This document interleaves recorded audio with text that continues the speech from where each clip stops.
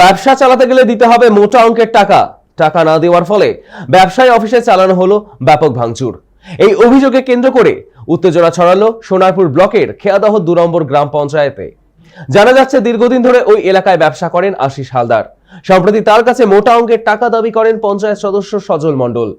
টাকা না দেওয়ায় তিনি দলবল নিয়ে অফিসে ভাঙচুর চালান বলে দাবি ব্যবসায়ীর। ঘটনার পর নরেন্দ্রপুর থানায় লিখিত অভিযোগ দায়ের করে ওই ব্যবসায়ী। পুলিশ ইতিমধ্যেই তদন্ত শুরু করেছে। এই বিষয়ে অভিযুক্ত পঞ্চায়েত সদস্য সজল মণ্ডলের সঙ্গে একাধিকবার যোগাযোগের চেষ্টা করা হলেও তিনি যোগাযোগ করতে চাননি। ঘটনায় চাঞ্চল্য ছড়িয়েছে গোটা এলাকায়।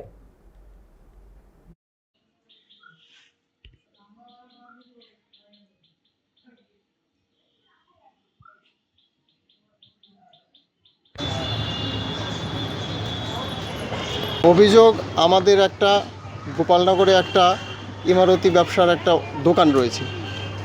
সেই দোকানে ওখানে সজল মণ্ডল পঞ্চায়েত মেম্বার, তার আশ্রিত দুষ্কৃতী গৌতম মণ্ডল এবং সুশান্ত মণ্ডলের নেতৃত্বে কয়েকজন 10 থেকে 15 জন দুষ্কৃতীরা আমার কাছে 9 লক্ষ টাকা দাবি করেছিল দাদা সেলামি হিসেবে।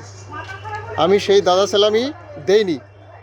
এটা 2023 সালের জুন মাসে 30 তারিখে টাকাটা চেয়েছিল। না দেওয়ার ফলে আমার দোকানটা ভাঙচুর করে। আমি তখন থানায় কমপ্লেন করি। ওরা সুযোগ খুঁজছিল আবার কবে কী করা যায়। আমাকে এই সজল মণ্ডল একটা অফার করলো অন্য লোক মারফত, যে আমাকে ব্যবসা করতে গেলে ওখানে 50% ওকে দিতে হবে।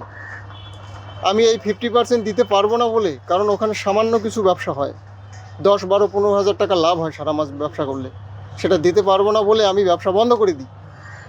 এখন সেই দোকানটিকে ওরা দখল করার জন্য একটা বোর্ড মেরেছে, একটা মন্দিরের নাম করে আর বৃদ্ধাশ্রমের নাম করে একটা বোর্ড মেরেছে রানিং একটা দোকানকে। রাতে আবার এই দোকানটা একেবারে ব্যাপকভাবে ভাঙচুর করে, শাটার ভেঙে ভেতরে সমস্ত কিছু সিসিটিভি ফুটেজের হার্ড ডিস্ক এবং সিসিটিভি ফুটেজের যে মনিটর এবং একটা টিভি, তাছাড়া ওখানে আর যে সমস্ত গুরুত্বপূর্ণ নথিপত্র, ক্যাশ থাকা কিছু টাকা এবং ওখানে সমস্ত রকমের খাতাপত্র থেকে শুরু করে এভরিথিং সব লুটপাট চালায় এবং ব্যাপক